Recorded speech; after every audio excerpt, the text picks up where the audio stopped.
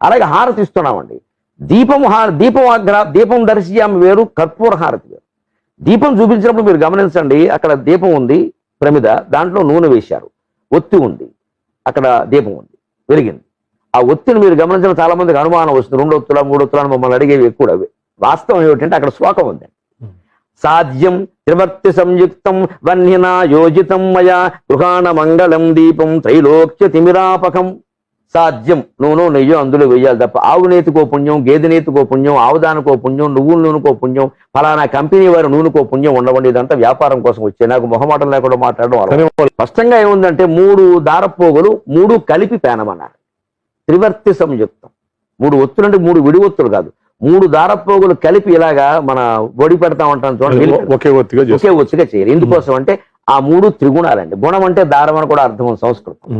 3 త్రిగుణాలు, అవే సత్వరజస్ తమో గుణాలు. ఆ 3ంటిని కలిపి పేను ఒత్తి వెలిగిస్తే నూనె ఎప్పుడు ఇలా ప్రయాణం చేస్తుంది. నీళ్ళేమో ఇలా, నీరు పల్ల మెరుగు, కానీ నూనె పల్ల మెరుగు కాదండి, ఇలా వంకరగా తిరుగుతుంది. లక్షణం జారిపోయే లక్షణం ఉంది కాబట్టి నూనె పైపులో వెళ్ళినా సరే ఇలా తిరుగుతూ వెడుతూ ఉంటుందండి. నీళ్లు వెళ్ళడం వేరు, నూనె వెళ్ళడం వేరు. నూనె ఇలా తిరుగుతూ వెళ్ళినప్పుడు ఈ మెలిపెట్టిన ఒత్తుల పోగుల ద్వారా సరిగ్గా పైకెళ్తుంది, అందుకని వెలిపెట్టాం. ఈ 3 పోగులు కలిపి దీపంగా వెలిగిస్తే దీపం వెలుగుతుంది. ఇది భౌతిక ప్రయోజనం. మన కళ్ళకు ఆనందం, భగవంతుడు కనపడుతున్నాడు, మానసిక ప్రయోజనం.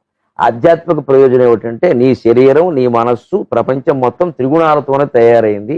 అది కూడా 3 దారాలే, సత్వగుణం, రజోగుణం, తమోగుణం. ఈ 3ంటిని కలిపి పేని నీ జీవితాన్ని భగవంతుడి ముందు దీపంగా వెలిగించు.